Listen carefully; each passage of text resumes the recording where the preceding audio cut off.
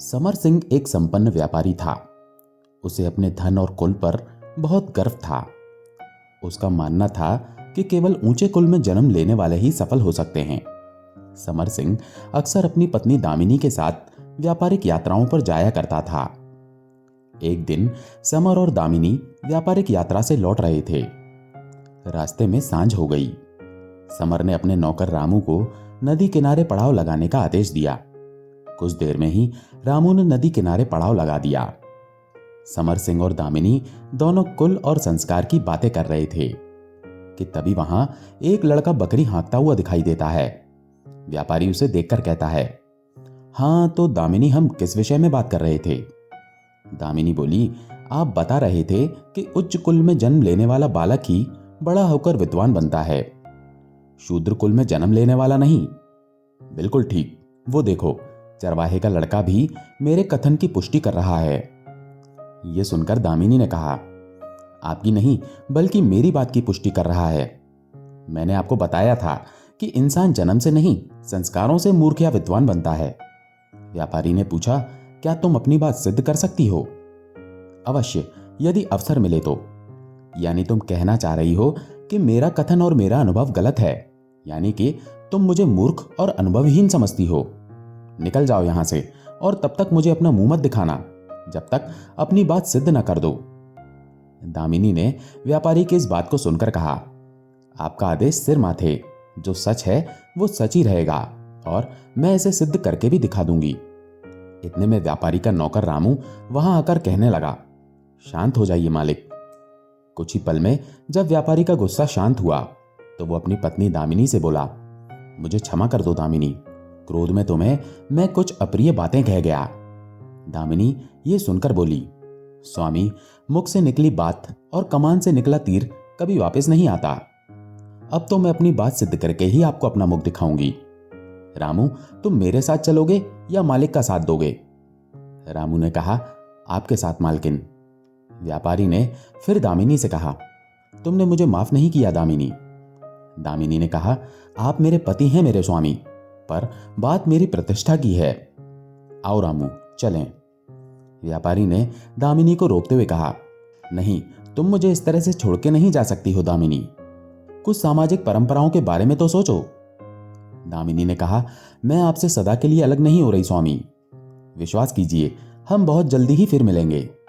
दामिनी की बात सुनकर व्यापारी ने कहा, यदि तुम्हारी यही इच्छा है तो ये कुछ धन लेती जाओ, परदेश में तुम्हें इसकी जरूरत पड़ सकती है।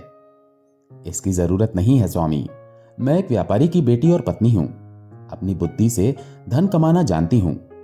रामू चलो। ऐसा कहकर दामिनी वहां से चल पड़ी। कुछ दूर जाने पर रामू बोला, मालकिन, क्या हम आपके पिताजी के पास रुद्रपुर चलें? नहीं, तो फिर कहां चलना है? हम मध्य देश की राजधानी जनकपुर चलेंगे, पर उससे पहले एक बात और। कौन सी बात मालकिन? उस चरवाहे के लड़के को तलाश करो और उसे यहां लेकर आओ। तब तक मैं इसी वृक्ष की घनी छांव में बैठती हूं। जो आज्ञा मालकिन, मैं उस चरवाहे के लड़के को खोज कर लाता हूं। काफी देर बाद रामू उस चरवाहे को साथ लेकर आता है। मालकिन, मैं चरवाहे के लड़के को ले आया हूं। दामिनी ने उस चरवाहे से पूछा, बेटा क्या नाम है तुम्हारा? जी शिव। आपने मुझे क्यों बुलाया? शिव, तुम एक अच्छे लड़के हो, मैं तुम्हें बड़ा आदमी बनाना चाहती हूं, मेरे साथ शहर चलोगे? चाहता तो हूं, पर बापू नहीं जाने देगा। तुम मुझे अपने पिता के पास ले चलो, मैं समझा दूंगी उन्हें। जी चलिए। दामिनी शिव के साथ उसके पिता भोला चरवाहे के पास जाती है। दामिनी ने भोला से कहा, मैं व्यापारी समर सिंह की पत्नी हूं, मैं तुम्हारे बेटे को अपने साथ शहर ले जाना चाहती हूं। परंतु किस लिए? पढ़ा लिखा कर विद्वान बनाने के लिए। भेजोगे इसे मेरे साथ? पर इसके जाने के बाद मेरे पशुओं की देखभाल कौन करेगा? भोला की यह बात सुनकर दामिनी अपना एक सोने का कंगन शिव के पिता को देकर कहती है, ये कंगन रखो अपने पास, इसे बेचकर इसकी जगह की भरपाई कर लेना। भोला अपने बेटे शिव को समझाते हुए कहता है, शिव, आज से यही तेरी सब कुछ है, इनके हर आदेश का पालन करना बेटा। अच्छा बापू, कहकर शिव ने अपना सर हाँ में हिला दिया। भोला फिर बोला, जब पढ़ लिख कर बड़े आदमी बन जाओ तो हमें भूल मत जाना बेटा। दामिनी शिव को लेकर वहां से चली जाती है। वो शिव को सीधा एक महात्मा के गुरुकुल में लेकर जाती है और वहीं शिव को शिक्षा दीक्षा के लिए छोड़ देती है। करीब 8 वर्ष गुरुकुल में पढ़ने के बाद आचार्य ने उसकी परीक्षा ली। शिव बताओ, मुसीबत में इंसान का सच्चा साथी कौन होता है? धैर्य। बिल्कुल सही। अब अगला प्रश्न, इस दुनिया में सबसे महान कौन है? माता, जो 9 माह तक अपने गर्भ में संतान का भार सहन करती है। अगला प्रश्न, किसका जीवन धन्य है? उसका जो अपने माता पिता की सेवा में अपना जीवन अर्पण कर दे। शाबाश, तुम परीक्षा में सफल हुए। भविष्य में इन्हीं शिक्षाओं पर अमल करना। शिव गुरुकुल की शिक्षा हासिल कर अपनी मां दामिनी के पास वापस आ गया। कुछ दिन बाद दामिनी ने शिव से कहा, शिव, तुमने पढ़ाई करके परीक्षा उत्तीर्ण कर ली। अब व्यवहारिक शिक्षा ग्रहण करो। तुम रोज दरबार में जाया करो और वहां होने वाली विभिन्न प्रतियोगिताओं में हिस्सा लिया करो। यदि दरबार में कोई ऐसा प्रश्न उपस्थित हो जिसका कोई उत्तर ना दे सके, तो तुम उस प्रश्न को हल करने का दावा करना। उस प्रश्न का हल मैं तुम्हें बताऊंगी। बस तुम कुछ समय की मोहलत मांग लेना। ठीक है मां। और इस तरह शिव का राज दरबार में आना जाना आरंभ हो गया। एक दिन दरबार में एक कलाकार आया और बोला, महाराज की जय हो, आपका यश बढ़ता रहे। राजा ने उससे पूछा, तुम कौन हो आगंतुक? महाराज, मैं एक कलाकार हूं। आपके दरबार की कीर्ति और यश देखकर मैं यहां पहुंचा हूं। हमारे देश में तुम्हारा स्वागत है। क्या चाहते हो? महाराज, मेरे पास एक मिट्टी की चिड़िया का जोड़ा है। इनमें से एक नर है और दूसरी मादा। आपका कोई विद्वान यदि इनकी पहचान कर देगा तो मैं ना सिर्फ उसकी विद्वता का लोहा मानूंगा, बल्कि 200 स्वर्ण मुद्राओं से उसे पुरस्कृत भी करूंगा। दरबार में मौजूद सभी व्यक्तियों ने बारी बारी से उन खिलौनों को देखा, लेकिन कोई भी पहचान नहीं पाया। राजा ने अपने मंत्री से कहा, मंत्री, तुम्हें ऐसे मामलों की बहुत परख है, तुम कोशिश करो। मंत्री ने कहा, यह कारीगरी का अद्भुत नमूना है महाराज, मैं भी असमर्थ हूं इसे पहचानने में। तो क्या पूरे राज्य में ऐसा कोई व्यक्ति नहीं जिसे कला की परख हो? यह सब देखकर शिव बोला, ठहरिए महाराज। राजा ने पूछा, तुम कौन हो? मैं आपकी प्रजा का एक मामूली सा व्यक्ति हूं तथा मेरा नाम शिव है महाराज। क्या तुम इस चिड़िया के जोड़े में नर और मादा की पहचान कर सकते हो? बेशक महाराज। तो पहचान कर बताओ। मैंने पहचान कर ली है महाराज, पर इसका उत्तर मैं आज नहीं कल दूंगा। यह सुनकर वो कलाकार बोला, मैं कल तक की प्रतीक्षा कर लूंगा महाराज, लेकिन मेरी एक शर्त है। यदि ये कल तक पहचान ना कर सका तो इसे हर्जाने के तौर पर मुझे 200 स्वर्ण मुद्राएं देनी होंगी। मुझे स्वीकार है महाराज। शिव दरबार से घर आकर दरबार में हुई सारी बातें दामिनी मां को बताता है, जिसे सुनकर दामिनी ने कहा, तुमने बहुत अच्छा किया शिव, इसकी पहचान करना तो बहुत आसान है। दामिनी ने शिव को तरकीब समझा दी। दूसरे दिन शिव दरबार में पहुंचकर बोला, महाराज, दोनों पक्षी मुझे दे दीजिए।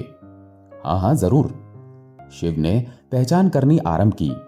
वो एक धागा लेकर चिड़िया के कान में डालने लगा। धागा बीच में ही अटक गया। फिर दूसरी चिड़िया के कान से धागा आर पार हो गया। तब शिव ने कहा, महाराज, जिस चिड़िया के कान से धागा आर पार हो गया वो मादा है। महाराज, मेरे दाएं हाथ वाली चिड़िया मादा है और बाएं हाथ वाली नर। राजा ने कलाकार से पूछा, बताओ कलाकार, क्या शिव ने सच बताया है? बिल्कुल ठीक बताया है महाराज, मैंने दोनों में इतना ही फर्क रखा था जिसे इस नौजवान ने पहचान लिया। तुम शर्त जीत गए नौजवान, मेरी बधाई और ये पुरस्कार स्वीकार करो। तभी राजा बोला, ठहरो शिव, हमें बताओ कि तुमने दोनों चिड़िया में फर्क कैसे पता किया? महाराज, धारणा है कि परिंदों में मादा के कानों में छेद खुले रहते हैं। कलाकार ने शायद इसी धारणा के अंतर्गत ये जोड़ा बनाया था, जिसे मैंने अनुमान से पहचान लिया। क्यों कलाकार, क्या ऐसी ही बात थी?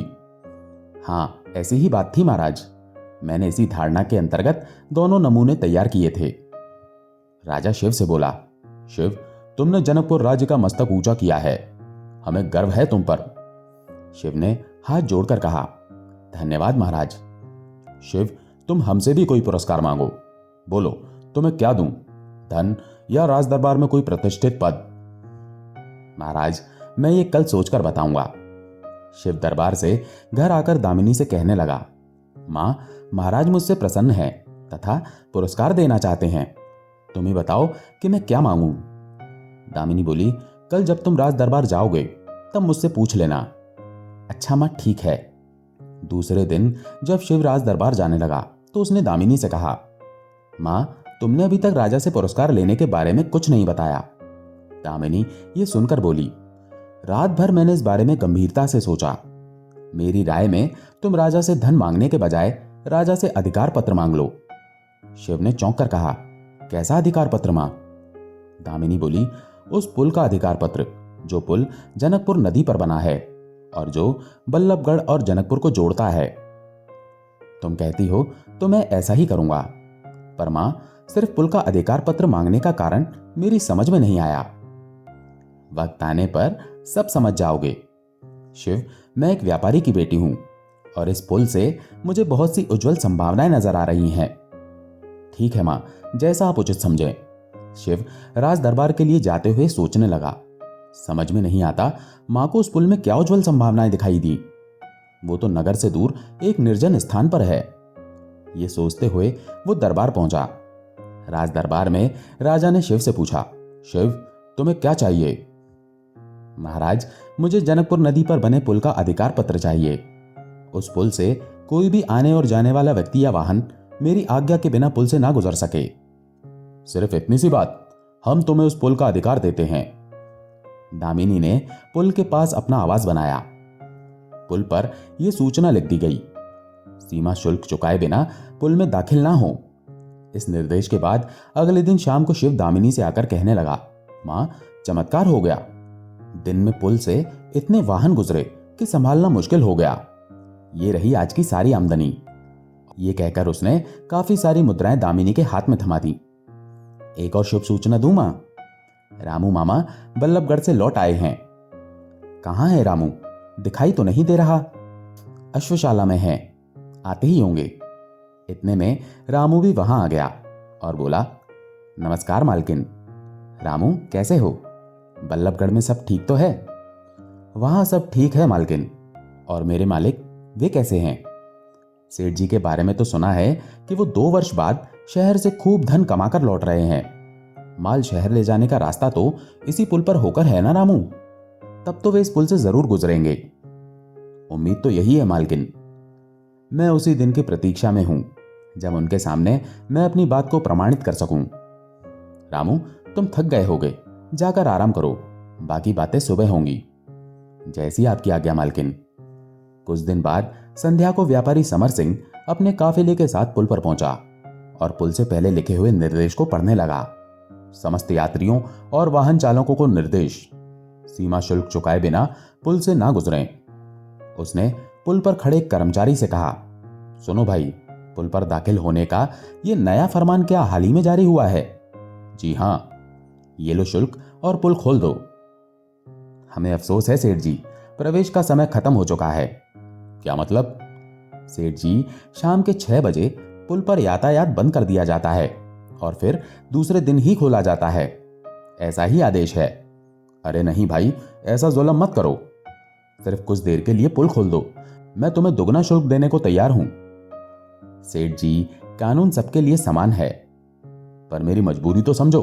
गाड़ी में लाखों मूल्य की चीनी भरी है, जरा सी बूंदें पड़ गई तो सब बर्बाद हो जाएगा। हमें आपसे सहानुभूति है, लेकिन पुल नहीं खोला जा सकता। हां, यदि शिवजी आज्ञा दे दें तो हम आपको जाने दे सकते हैं। शिवजी? ये कौन है? इस पुल के अधिकारी। उस पार रहते हैं, उस कोठी में। बहुत रहमदिल इंसान है, शायद आपकी प्रार्थना स्वीकार कर लें। व्यापारी ने धड़कते दिल के साथ पुल पार किया और शिव के घर के बाहर खड़े पहरेदार से बोला, मुझे इस पुल के अधिकारी शिवजी से मिलना है। जी जरूर, आपका परिचय? मेरा नाम समर सिंह है, व्यापारी हूं। कुछ क्षण यहीं प्रतीक्षा कीजिए। द्वारपाल ने अंदर सूचना दी, मालिक, बाहर समर सिंह नाम का एक आदमी खड़ा है, आपसे तुरंत भेंट करने की आज्ञा चाहता है। दामिनी समर सिंह का नाम सुनकर कुछ चौंक गई और बोली, जाओ उन्हें अंदर ले आओ। द्वारपाल के वहां से जाते ही शिव ने दामिनी से पूछा, मां, तुम उस व्यक्ति का नाम सुन के चौंकी क्यों थी? दामिनी ने कहा, मुझे इस नाम के एक पूर्व परिचित का स्मरण हो आया था शिव। तुम इस व्यक्ति से मिलो। मैं और रामू साथ वाले कमरे में बैठेंगे। कुछ ही क्षणों में समर सिंह ने आकर शिव से कहा, नमस्कार अधिकारी महोदय। नमस्कार, पधारिए श्रीमान। मैं व्यापारी हूं, समर सिंह मेरा नाम है। आपका परिचय मुझे द्वारपाल से मिल चुका है, मुझसे मिलने का कारण बताइए। रामू और दामिनी दोनों दूसरे कमरे में बैठकर दोनों की सारी बातें सुन रहे थे। दामिनी ने रामू से कहा, रामू, ये तो मालिक हैं, जरूर किसी विपत्ति में फंस गए हैं। वहां समर सिंह शिव से बोला, श्रीमान, मैं बहुत मुसीबत में फंस गया हूं। अगर आपने सहायता ना की तो मेरा सर्वनाश हो जाएगा। शिव ने यह सुनकर कहा, सेठ जी, भूमिका मत बांधिए, स्पष्ट कहिए, क्या कहना है। श्रीमान, पुल के पास मेरा काफिला खड़ा है, मैं चाहता हूं आप उसे शहर जाने का आदेश पत्र जारी कर दें। शिव बोला, इस वक्त तो यह नामुमकिन है सेठ जी। पुल पर आने जाने का समय निर्धारित है, जो सबके लिए समान है। यह सुनकर दूसरे कमरे में बैठी दामिनी प्रसन्नता से बोली, रामू, कितना दृढ़ निश्चय है मेरा पोषित पुत्र। रामू बोला, यह सब आपके द्वारा दी गई शिक्षा का प्रभाव है मालकिन। समर सिंह रामू से बोला, पर कुछ विशेष परिस्थितियों में तो ये नियम बदले भी जा सकते हैं श्रीमान। ये लीजिए अपने आदेश की अग्रिम कीमत, पूरी 200 स्वर्ण मुद्राएं। यह सुनकर शिव बोला, ये क्या सेठ जी, आप मुझे रिश्वत देना चाहते हो। समर सिंह फिर बोला, आप तो नाराज हो गए श्रीमान, लीजिए 300 स्वर्ण मुद्राएं, अब तो आज्ञा दे दो। उधर दामिनी ये सुनकर कहती है, रामू, मालिक व्यापारिक दांवपेच खेल रहे हैं, कहीं शिव मेरी बातों को असत्य सिद्ध ना कर दे। शिव ऐसा नहीं कर सकता मालकिन, भरोसा रखिए। एकाएक शिव के चेहरे के भाव बदले और वो बोला, तो सेठ, तुम ये 300 स्वर्ण मुद्राएं मुझे इसलिए देना चाहते हो कि मैं कानून तोड़ दूं? बेशक, इसी में हम दोनों का फायदा है। दुष्ट मुझे कर्तव्य मार्ग से भटकाकर पतित करना चाहता है। दफा हो जाओ यहां से, नहीं तो मैं द्वारपाल से कहकर धक्के मरवा कर निकलवा दूंगा। उधर दूसरे कमरे में दामिनी रामू से कहती है, रामू, मैं बहुत खुश हूं, शिव ने मेरा कथन चरितार्थ कर दिखाया। इधर समर सिंह शिव से कहने लगा, मुझे क्षमा कर दो, मैंने तुम्हें पहचानने में गलती की। शिव दृढ़ता से बोला, अब कोई नया नाटक करने की जरूरत नहीं है। नहीं बेटा, मैं समझ गया, तुम्हें किसी भी प्रकार का प्रलोभन नहीं झुका सकता, लेकिन व्यापारी के नाते ना सही, एक बुजुर्ग के नाते ही तुम्हें मेरी प्रार्थना स्वीकार करनी पड़ेगी। मेरी इज्जत अब तुम्हारे हाथ में है, चाहे तो स्वीकार कर लो या ठुकरा दो।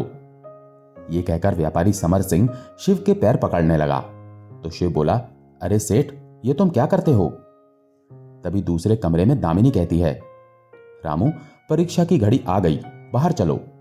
बाहर आकर वो शिव से बोली, ठहरो शिव। उसे देखकर व्यापारी समर सिंह चौंक कर बोला, दामिनी तुम? हाँ सेठ जी, मैं। आप तो उच्च कुल में पैदा हुए एक समृद्ध कुल के दीपक हैं, फिर एक शूद्र कुल वाले व्यक्ति के सामने इस तरह से क्यों गिड़गिड़ा रहे हैं? मैं पूछती हूं, क्या यह करना आपको शोभा देता है? समर सिंह ने चौंक कर पूछा, तुम ये क्या कह रही हो दामिनी? मेरी समझ में तो कुछ भी नहीं आ रहा। तभी रामू सामने आया। उसे देखकर समर सिंह ने पूछा, रामू, ये सब क्या है? रामू बोला, मालकिन अपनी बात सिद्ध कर रही हैं मालिक। शिव उसी चरवाहे का लड़का है जिसे आपने घृणापूर्वक कहा था कि ये शूद्र कुल में जन्म लेने वाला नीच प्राणी है तथा ये कभी भी बड़ा आदमी नहीं बन सकता। दामिनी बोली, मैंने आपकी बात मिथ्या सिद्ध कर दी। समर सिंह को इस बात पर विश्वास नहीं हो रहा था। वो बोला, यह नामुमकिन है। दामिनी ने मुस्कुराकर कहा, यही सत्य है मालिक, विश्वास ना हो तो स्वयं शिव से उसका परिचय पूछ लो। समर सिंह ने शिव से पूछा, क्या यह सच है शिव? शिव ने बताया, यह सच है सेठ जी, मैं भोला चरवाहे का वही लड़का हूं जो कभी भेड़ बकरियां चराया करता था। आज मैं जो कुछ भी हूं अपनी इस मां की कृपा से हूं। सुना आपने स्वामी? हां दामिनी, मैं अपने कथन पर लज्जित हूं। अब मेरी समझ में आ गया कि तुम्हारा कथन ही ठीक था। आदमी उच्च कुल में जन्म लेने से नहीं, अच्छे संस्कारों से छोटा या महान बनता है। यह सुनकर दामिनी ने शिव से कहा, शिव, इन्हें प्रणाम करो, ये मेरे पति हैं और अब तुम्हारे पोषक भी। शिव ने हाथ जोड़कर समर सिंह से कहा, मैं अपने व्यवहार के लिए शर्मिंदा हूं। समर सिंह ने उसे गले लगाते हुए कहा, नहीं बेटा, तुम महान हो, बहुत महान, एक ऊंचे आदर्शवादी नवयुवक। ईश्वर करे जीवन में तुम खूब सफलता प्राप्त करो। दोस्तों, अगर हमारी कहानी अच्छी लगी हो तो कृपया वीडियो को लाइक करके चैनल को सब्सक्राइब कर लें। धन्यवाद।